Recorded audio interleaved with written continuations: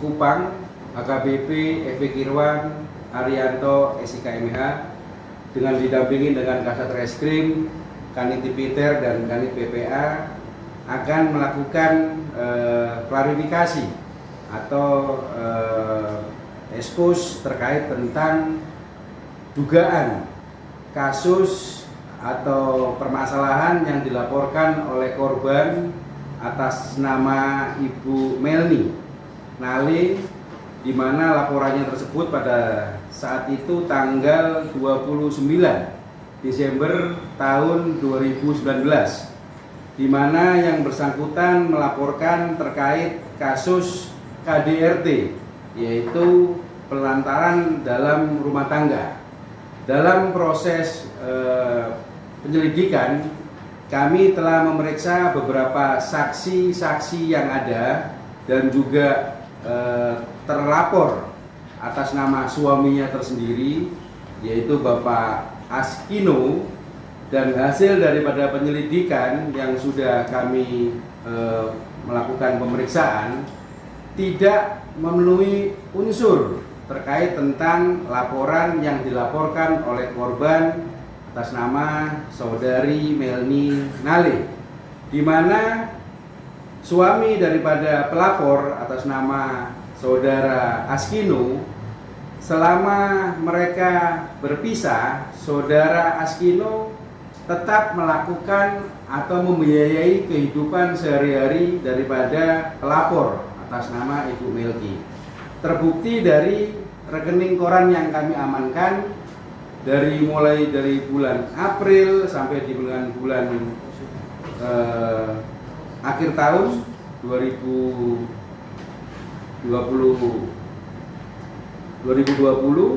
yang bersangkutan sering mengirimkan sejumlah uang. Terbukti di sini ada 600.000, 1,5 juta, 1 juta, dan rutin selama 1 tahun. Dan juga yang laporan daripada korban menyatakan bahwa rekening BCA sudah diblokir, kami katakan itu tidak benar, karena kami juga melakukan tracing daripada handphone daripada pelapor, menyatakan bahwa sering suami atas nama Askino sering melakukan chat. Jadi mereka ini suami istri, mereka tinggal di Anuwari di Papua. Mereka sempat berlibur ada di Kabupaten Kupang karena korban atas nama Melni ini adalah orang di Olimasi di Kabupaten Kupang. Pada saat suami saudara Askino pulang, ada suatu ketidakharmonisan, sehingga korban melaporkan suaminya terkait tentang kasus pelantaran. Dan hasil daripada pembuktian kami, hasil dari proses penyelidikan kami, unsur-unsur pasal yang dilaporkan oleh pelapor atas saudara Melni Nale tidak memenuhi unsur. Oleh karena itu, di tahun 2021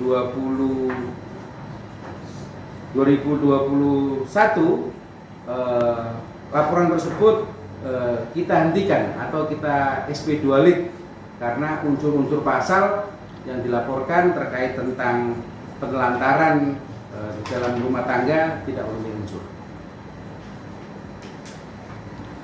Saya sampaikan terkait tentang kasus yang dilaporkan oleh saudara Melni Nale terkait tentang penelantaran dalam rumah tangga, itu bukan karena KTP-nya, tetapi karena unsur pasal yang dilaporkan itu tidak memenuhi unsur, di mana saksi-saksi yang sudah kita mintain keterangan dan terlapor suaminya sendiri atas nama Askino, terbukti yang bersangkutan tetap menafkahi yang bersangkutan dan juga komunikasi yang berkelanjutan.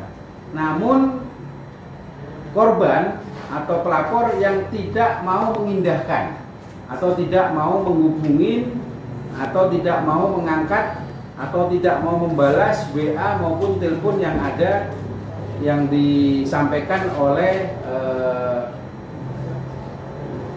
terlapor atau suaminya atas nama Askino. Jadi bukan karena KTP-nya, karena unsur daripada pasal 42 huruf A Undang-Undang Nomor 23 Tahun 2004 tentang penghapusan terkait tentang KDRT, yaitu tentang penelantaran dalam rumah tangga, itu yang tidak memenuhi unsur. Karena yang bersangkutan atau terlapor suaminya sendiri sering atau menafkahi setiap bulannya, dan terbukti hasil daripada rekening koran yang kami sita dari terlapor itu terbukti bahwa yang bersangkutan setiap bulan hampir memberikan sejumlah uang 1,5 juta, 1.600.000 terus selama itu. Jadi untuk kasus yang dilaporkan oleh saudara Melni, kami katakan tidak memenuhi unsur pasal. Oleh karena itu kita hentikan, yaitu SP 2 lit. Jadi bukan di SP 3 karena kita belum menaikkan dalam proses sidik, masih dalam proses lidik. Dan juga terkait tentang yang tadi saudara katakan terkait tentang pelaporan daripada suami. Jadi mereka ini saling melapor. Istrinya melaporkan terkait tentang kasus mentelantarkan KDRT, dan suaminya juga melaporkan istrinya atas nama Melni Hale terkait tentang manipulasi data, yaitu Undang-Undang Nomor 23 Tahun 2006 tentang administrasi kependudukan, yaitu pasal 94, dan Nomor 23 Tahun 2003 tentang perubahan atas Undang-Undang Nomor 23 Tahun 2006, di mana bunyinya adalah setiap orang yang memerintahkan dan atau memfasilitasi dan atau melakukan manipulasi data kependudukan dan atau elemen data kependudukan. Karena pada saat itu hubungan rumah tangga mereka berdua ini sangat harmonis. Tiba-tiba saudara atau saudari Melni Hale ini mengajukan gugatan cerai. Yang bersangkutan, yaitu suaminya atas nama Askino, dipanggil oleh pengadilan yang ada di Elmasi di Kabupaten Kupang. Yang bersangkutan kaget karena kakak kartu keluarga yang bersangkutan yang semula ada di Manokwari di Papua sudah berpindah ada di Kabupaten Kupang. Yang bersangkutan atau pelapor atas nama Askino tidak pernah merasa memindahkan kakak tersebut dari Manokwari sampai di Kabupaten Kupang. Oleh karena itu yang bersangkutan melaporkan terkait tentang pasal yang tadi saya sampaikan. Kami Satreskrim Polres Kupang sudah memeriksa saksi-saksi yang ada, baik yang ada di Dukcapil yang ada di Kabupaten Kupang dan juga Dukcapil yang ada di Kabupaten Manokwari. Dan kami juga sudah memeriksa 2 ahli, yaitu yang pertama adalah ahli kependudukan dari Kementerian Dalam Negeri bidang kependudukan, dan juga 1 ahli hukum pidana yang menyatakan perbuatan melawan hukum. Dan juga saya sampaikan kepada rekan-rekan sekalian, hari ini sidang pra-peradilan yang dilakukan oleh pemohon lawyer daripada saudara Melni Hale terkait tentang status penetapan tersangka yang bersangkutan, hasil daripada sidang pra-peradilan Polres Kupang dinyatakan menang atau pemohon ditolak keseluruhan hasil daripada gugatan yang dia lakukan di pengadilan. Untuk kasus yang terakhir ini, yaitu ancamannya adalah 6 tahun, maksimal 6 tahun. Dan saat ini kami sudah menetapkan saudara Melni Hale sebagai tersangka, dan tidak untuk kemungkinan, karena yang kita terapkan ini adalah di pasal 94. Di situ dijelaskan bahwa siapapun yang memberikan atau memerintahkan atau memfasilitasi baik itu dari Dukcapil di Kabupaten Kupang maupun Dukcapil yang ada di Manokwari akan kita kenakan sebagai tersangka. Kalau yang bersangkutan berbicara seperti itu alibi dari yang bersangkutan. Namun kami sebagai penyidik, kami sudah menerima data dari Dukcapil yang bersangkutan adalah penduduk di Kabupaten Kupang dengan tanpa izin daripada suami, yaitu saudara pelapor, yaitu Askino, bahwa kakaknya dipindahkan dari Kabupaten Manokwari ke Kabupaten Kupang. Kalau bicara tentang motif pelapor atau terlapor ini, kami masih dalamin. Tapi yang jelas perbuatan daripada terlapor ini sangat merugikan daripada saudara Askino atau suaminya, di mana Askino ini sudah memberikan sejumlah pekerjaan yang ada di Kabupaten Kupang, yaitu salah satunya adalah tempat futsal untuk kehidupan istrinya tersebut. Tetapi tiba-tiba istrinya ini tanpa sepengetahuan daripada itu mengajukan gugatan cerai dan memanipulasi kakak atau keluarga yang ada di Manokwari, tiba-tiba dipindahkan bahwa di kakak tersebut tidak ada tantangan kepala keluarga atas nama Askino tersebut. Makanya bersangkutan melaporkan di sini. Dan hari ini juga saya sampaikan, kami atas gugatan lawyer daripada saudara Melani, kami menang gugatan peradilan dan gugatan tersebut ditolak keseluruhan, dan proses daripada kasus Dukcapil ini akan tetap saya lanjutkan.